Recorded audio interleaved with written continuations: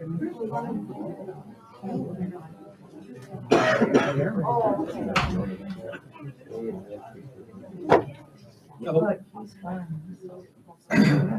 like to thank everybody for coming. I know Peggy would look out at all of you and say, wow, this is awesome. And then she would have like cigarette in her hand and a drink in the other hand going, let's party it up. Not cigarettes anymore. Not cigarettes anymore. Well, I have to say that's awesome. That's awesome. We're here to celebrate Peggy's life.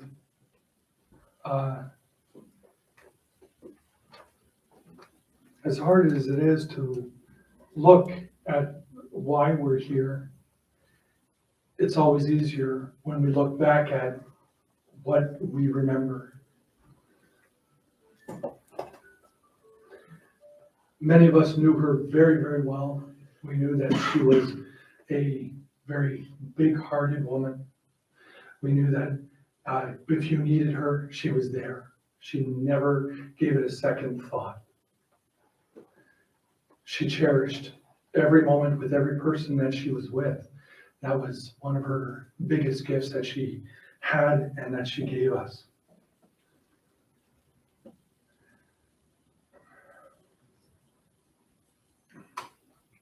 She left an impression.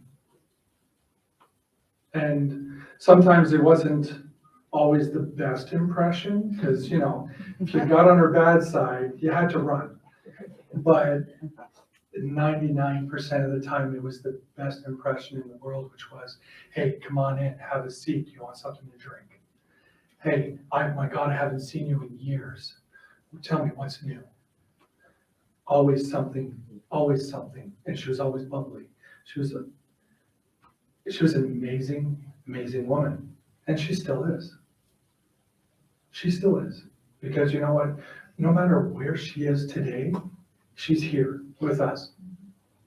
And she's in our hearts. She's in our minds.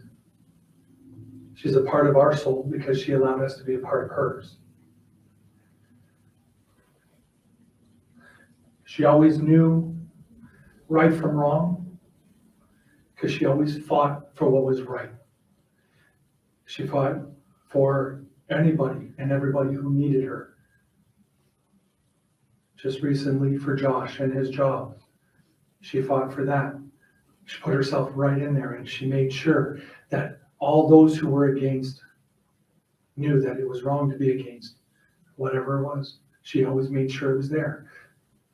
I remember back, there was a story told to me. Back at one day, the kids down the road, which were my cousins, they took the bus to school. And Josh was around the same age as the two youngest, and he wasn't on a bus. And I remember her fighting for that. She fought for Josh to have a bus ride to school instead of having him walk to school or having to figure out a way to get to school. She fought for him. She fought for what was right. And she's still fighting for what was right. She protected the two kids, though, like no other. Mama Bear come out.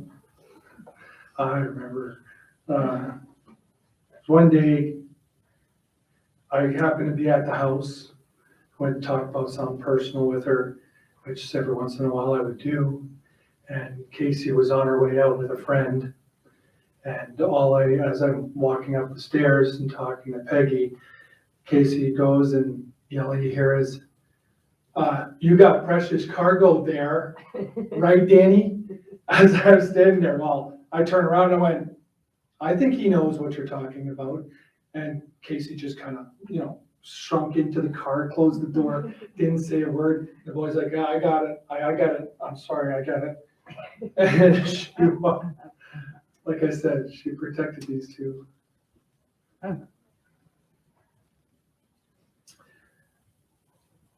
It's going to be a hard moment. It's going to be an easy moment. It's going to be a lot of laughter, and there's going to be a lot of tears. As the tears come, that's when we have to remember the good times. I know Casey wants to say a few words. So if you want to come on, Casey.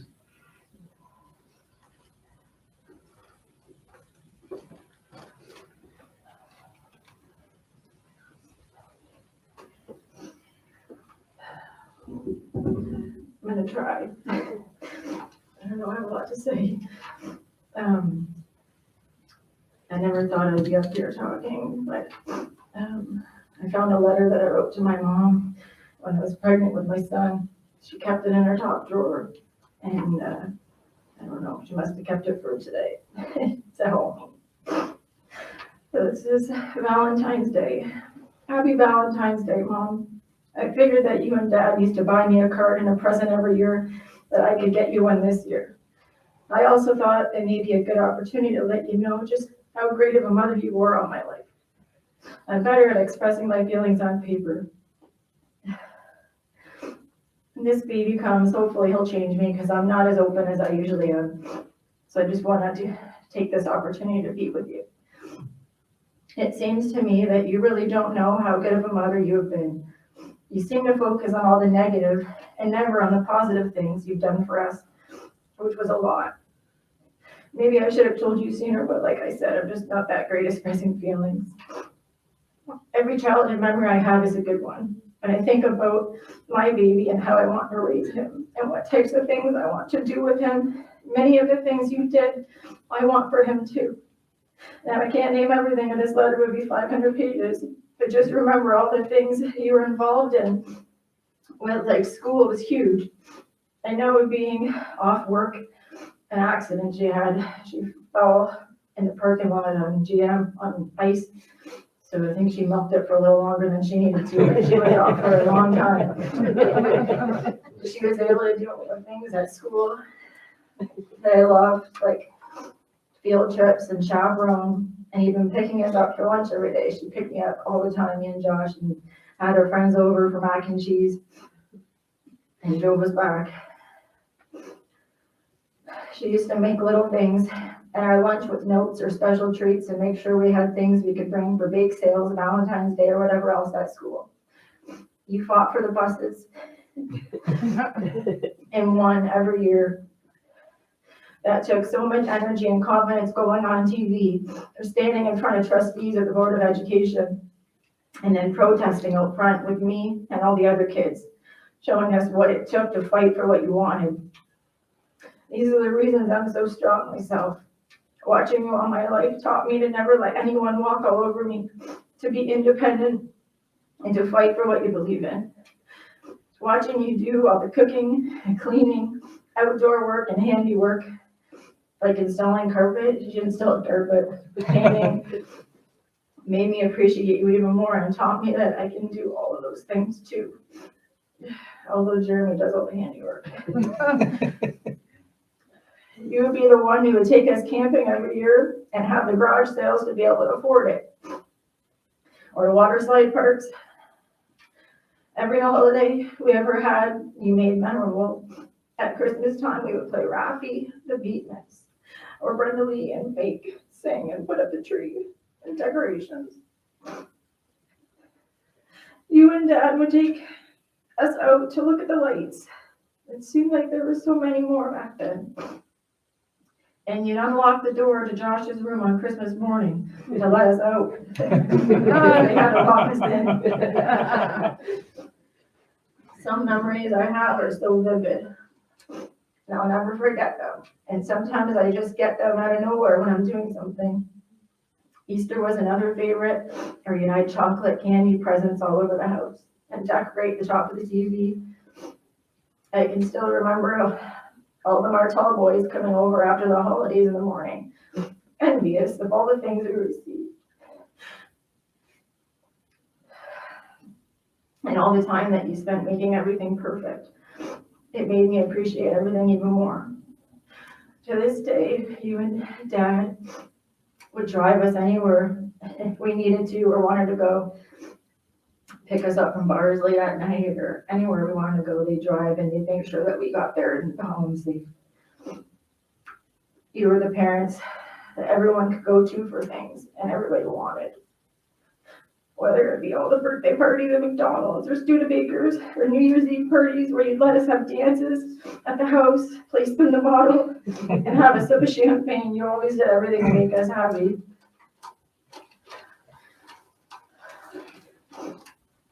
I have no clue how to raise a baby. It will be trial and error. I'm sure I'll be getting all sorts of annoying and helpful advice from a lot of different people, and I hope you don't get upset if I don't take it or want it. Just know I know you'll be the best grandma ever to this baby, and going to have so much love from both grandmas, aunts, nephews, and you will be his #1 favorite. I love you more than you'll ever know. I'm not done, sorry. I had to add on some things, it just didn't seem like enough. I don't know. There are so many more things I should have put in that letter, but I'll just say them now. My mom was the most selfless, caring, fun, beautiful, classy, and smartest woman that I knew. She could rock a Harley outfit or a dress. She was raised by her grandma and her dad, and she was a handful. I remember the stories she used to tell me about how she put her grandma through hell. And she probably got a little taste back with my brother and what might be with my daughter. I don't know.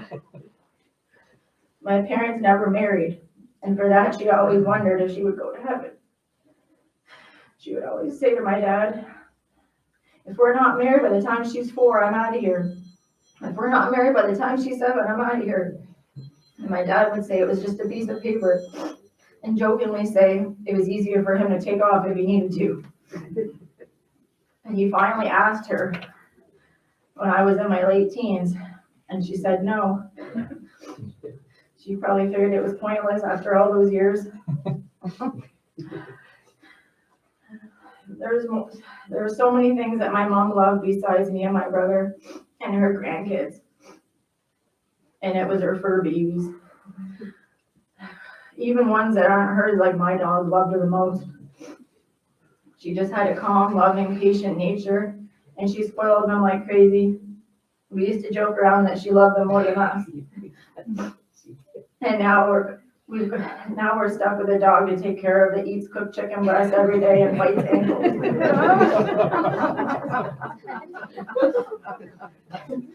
She also loved her pool. She was crushed when the liner went, and my dad decided to take it out only years later, admitting that he was wrong and they should have kept it.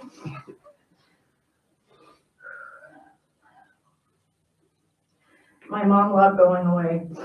My brother and myself were so lucky to have experienced all the tropical destinations with her because my dad wouldn't fly. She always put others first and herself last. She would go without many times when we were young just so that we had the best. I can even remember a hole in her shoes. She would stay up late grading carrots so our neighbor, Aldo and Agnes, always got carrot cake for their birthdays. She fought so hard to be a voice for everyone that couldn't, whether it be our terrible healthcare system or a store that wouldn't take back a return. Ask her and she'd get it done. The last 6 years or so, well, both my parents, my mom got very political. I'm sure everybody knows that. I would ignore it or I'd call them crazy. She loved Trump, and I thought she had lost her mind. I think if he found her and proposed, she might have married that one. I don't know. And you loved her or you hated her for that, but she didn't care. She was who she was, and that was it. Take it or leave it. It wasn't until COVID that I finally took the time and opened my eyes to everything she was saying. And I thought, yes, this woman is the smartest woman I know. And she sees a lot. She see it before I seen it, and she wasn't afraid to say it. When my dad passed away less than 2 years ago, my mom got very depressed and sad, as expected. She lost the love of her life. She had cared for him so long that she didn't know how to care for just herself. She was lost without him.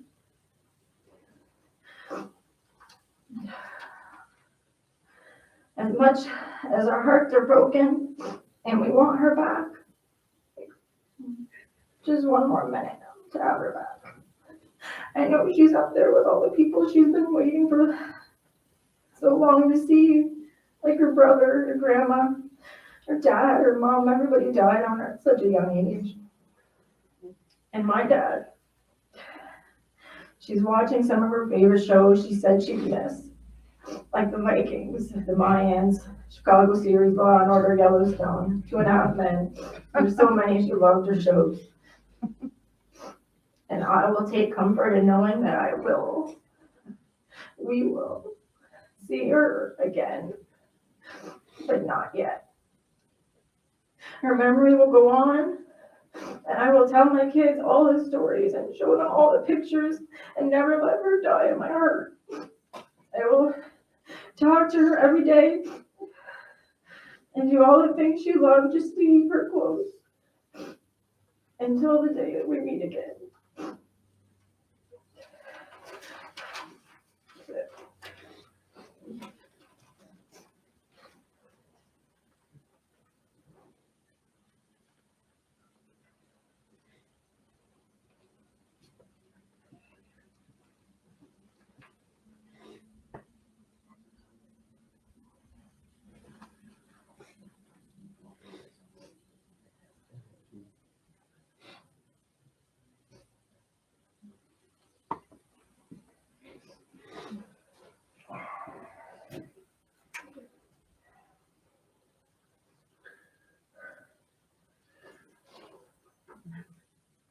Josh says thank you.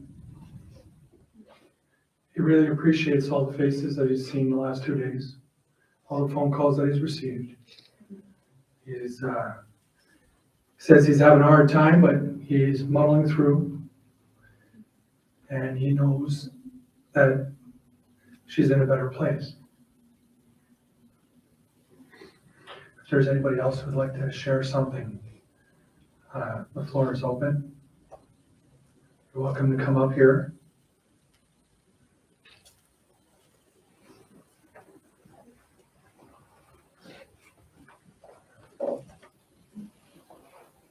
Hi, my name is Beth Reid. I was Tom's sister. Peggy was my sister-in-law. It's funny, I've known Peggy most of my life, but she was always my brother's wife. When I would call, we would chat for a minute and she'd go, "Here's Randy," because that's who I was calling for. So I never really got to know her. I didn't really have a lot in common with her. I never had any children, so that was out. I love my nieces and nephews, but I don't think I was a very good aunt. I'm trying to make up for that now. After my brother died, I decided that I was going to try to get to know Peggy better. And what I discovered was a friend. She was smart, knowledgeable, loving, caring, all the qualities you want in a good friend. And we used to meet Sunday mornings for coffee, and I will miss her dearly. She said that the people that told her at the funeral that they'd be there for her, they weren't. So I'm hoping that these people that I'm looking at today that tell Casey and Josh that they'll be there for them will be. Thank you.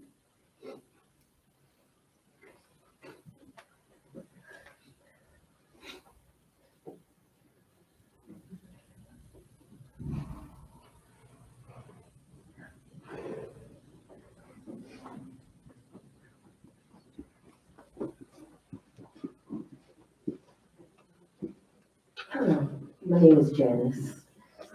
13 months ago, I had the privilege of meeting one of the most amazing people I've ever met.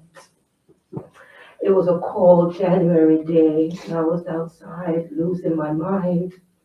It was the first anniversary of my sister's death. And this lady came out of her house, and she held me like a mother. 2 months later, my mom passed, and she filled a void that I didn't think anyone else could fill. Peggy was more than a neighbor. Peggy was more like a mother that I never had. Peggy filled voids in my life that I don't know how my tomorrow goes on because I suddenly have no one to cry to, no one to complain to, no one to listen to me, no one to just say, hey, it's going to be okay. Casey, I love you. I love you. I love you. You were there for her too. She appreciated everything. She'd make her food all the time. Come on over, Peggy, get your food. That was my thank you. I kept telling her that. I'm not trying to sell you guys food. It's just my thank you. They kept trying to pay me. Peggy would leave money in my mailbox. So I would bring it back to her mailbox. I'm not trying to sell you food. It's how do we say thank you? How do we show appreciation? She was there for me. The least I could have done was make sure she had a meal. And that was my pleasure.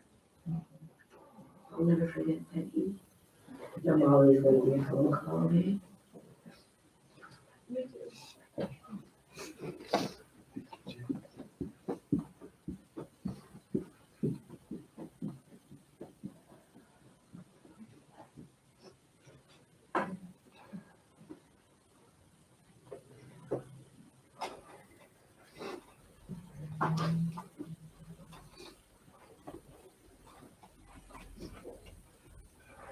Hello everyone, I'm Joe. As my grandfather was a great friend of Aunt Peggy and Uncle Tom. And for some reason, Aunt Peg would always find work to do for us. No matter what, it doesn't matter, staying in her porch, helping around in the garage. Actually, one afternoon I got a call from my grandfather right after football practice saying we're going to Aunt Peg. So I was like, okay, cool. We had to fix something under the house, so me being youngest, they sent me into the house. As I heard the truck roll up, I heard the dogs barking. I heard, where's Joey? He's like, oh, going to the house. Tom and my grandfather were outside having a drink, just waiting for me.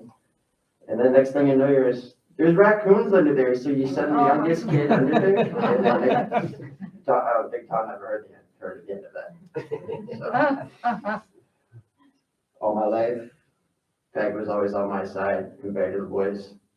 She always made sure I had pop, I had food, everyone else was working, I had a break. She always looked out for me, always ever did. One thing you don't do is you don't mess with Peg. She's a loving, caring woman, but one thing you don't do is mess with her. I'll always love her like my family. And I can already hear her yelling at Tom right now. I love you guys. If you guys ever need anything, I'm always here.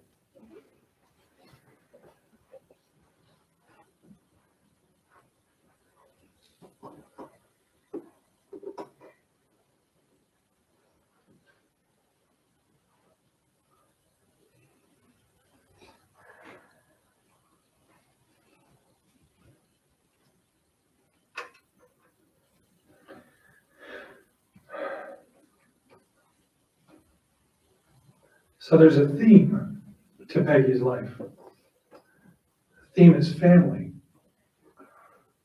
And every one of you have been touched by Peggy in a way where you knew you were family. Didn't have to be blood. She treated all of us the same. She treated all of us different. She would see you and she would see what you needed, and she gave you what you needed. She was amazing. She was. Now I have an aunt that lived down the road from them, 3 doors down.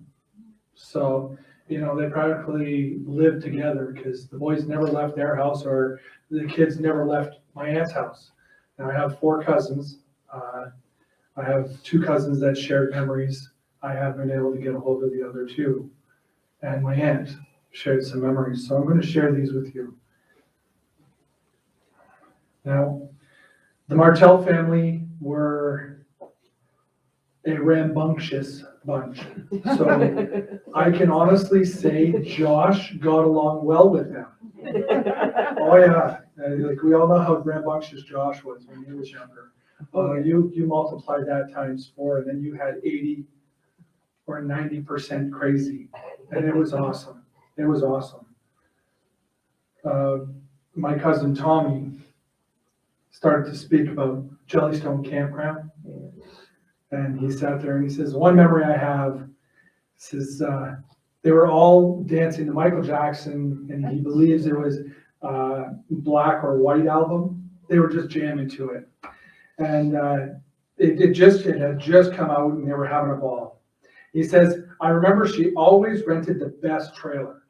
Okay, it was nothing but the best for her kids, and that was it. We tended it for a long time. Yeah, we did. Oh, yeah, you tend to, yeah, but when the boys started to go out, that's the memories that they remember, was the best trailer.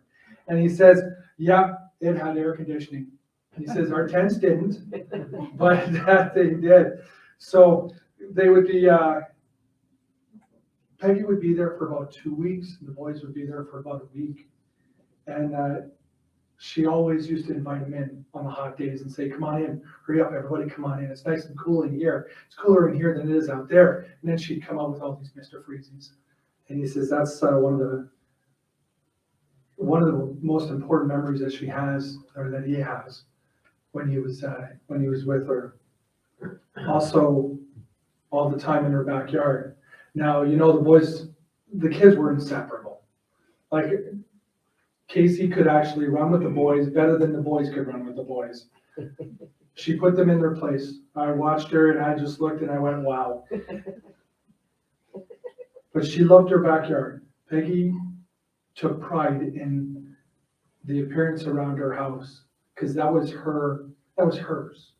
And she says, you know, I love to have people love what I have. And that's what that was. That's why you guys are so awesome. She'd take care of her flowers every day. She got her pool.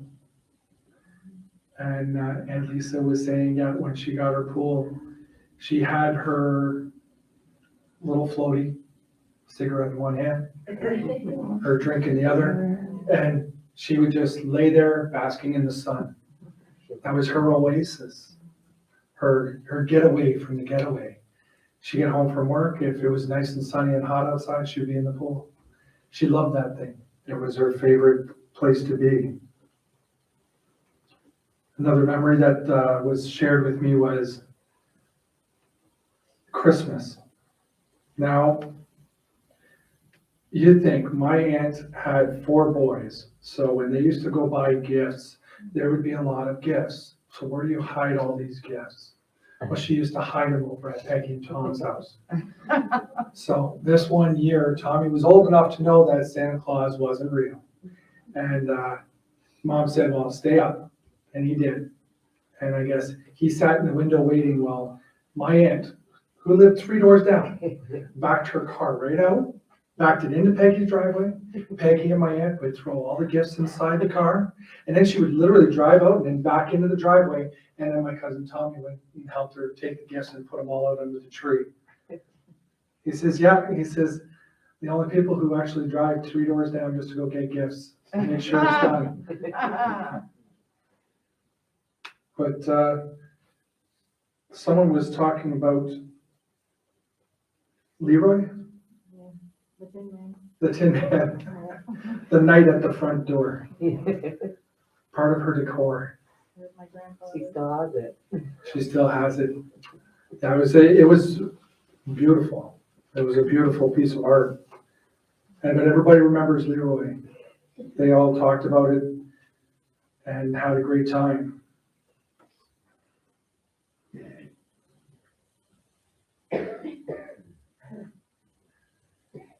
Another good memory, this is one that Kevin shared.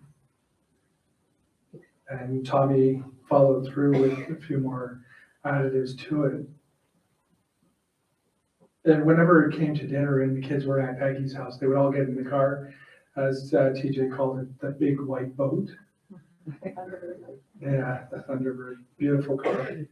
And she used to take them for supper. Now, always had to make a stop at McDonald's. Because, you know, there was one specific child of hers that needed that ice cream cone. That dog got treated better than just about anybody I know. I tell you. But she wouldn't just stop at McDonald's and say, okay, everybody, what do you want from McDonald's? She would literally go everywhere. She would go to McDonald's, Burger King if you want a Burger King, Taco Bell, any fast food restaurant out there. She'd say, what do you want? We're gonna go get it. But first and foremost, before we go anywhere, the dog needs her ice cream cone. So she'd be sitting there driving the big white boat with the dog on her lap, licking an ice cream cone, her hand on the steering wheel with a cigarette, or her hand off, and she's driving with her knee because, you know, she'd have her cigarette out the window. Whichever way it showed up to be that day, it was a great memory.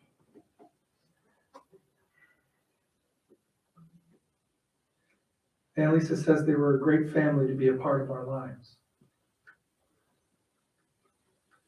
They were a great family to become family in our lives. She loved us like family. She called all the boys her boys. There was no difference. Didn't matter who you were. If you were around, you were her boys or you were her girls. She knew exactly what to say when you needed her to say something, or even when you didn't. She knew exactly what to do when you needed something to be done. She was there. She didn't hold any punches either. If you were wrong, she'd tell you, no, you're wrong. Don't argue with me because I don't want to have to prove it to you. And nobody argued with her because nobody wanted her to prove it.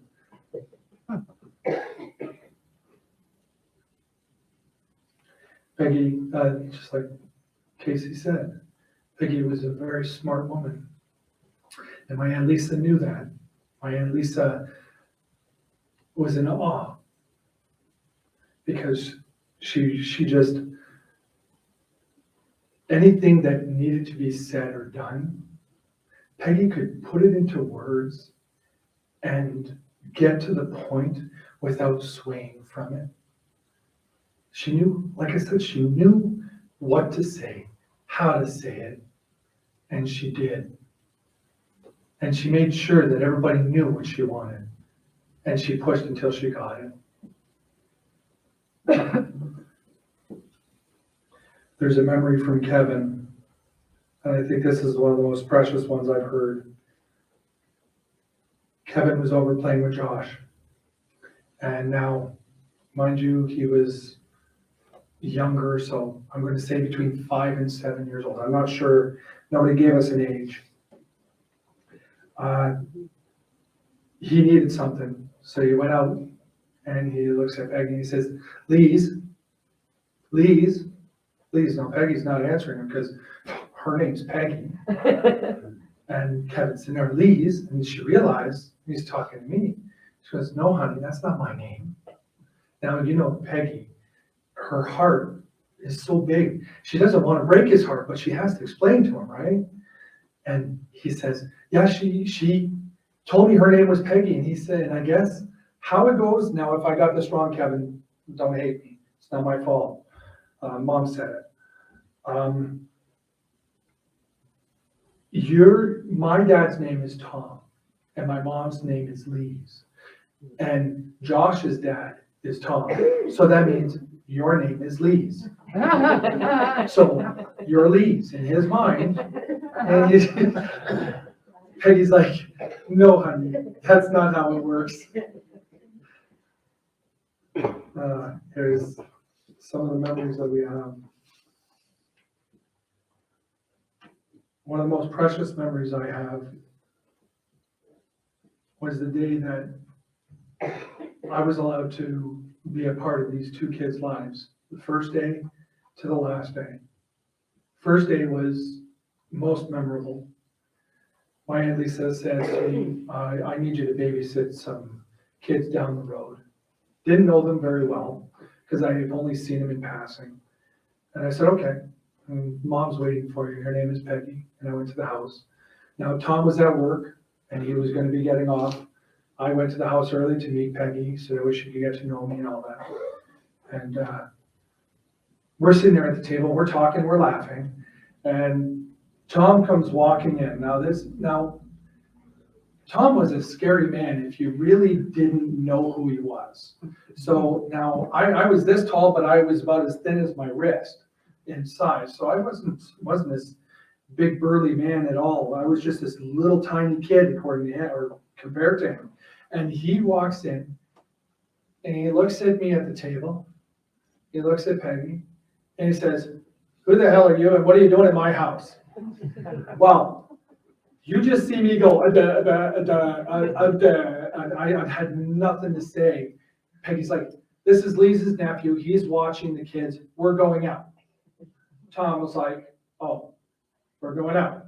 She said, "Yes." He says, "All right, I'll go get ready." And he turned around and he walked away. That night, Josh and I stayed up playing Super Mario for, I don't know, I think it was an hour and a half past his bedtime. Yeah, first night. Casey sat there right beside us. We were all eating popcorn.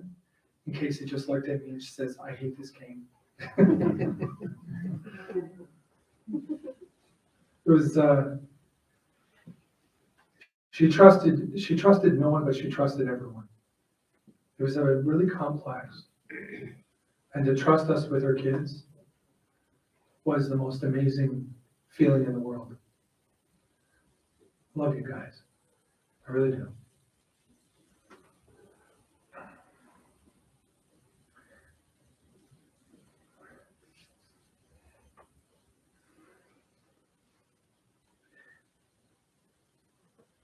Peggy was a special mom. She had a lot of love to give, and she gave it freely. She was amazing. She was an amazing mother to the kids. She was an amazing husband. Wife. Sorry. I'm sorry. You know what? I'm going to be honest with you. I'm having a hard time right now. I'm holding back the tears. Just say the prayers. Just say the prayers. Yeah. She's an amazing friend. She's going to be missed. Yeah. You know, she did find God. And as from what I hear, she found a prayer. Casey found a prayer beside her bed. It was the prayer, the sinner's prayer. She realized that Jesus did die for our sins. And she wanted to be close to God. And as you listen to Casey's talk, she longed for it and she was scared. But you know what? He's amazing. Just like her, he's amazing. Very forgiving, very open, very loving. And I know he's with her.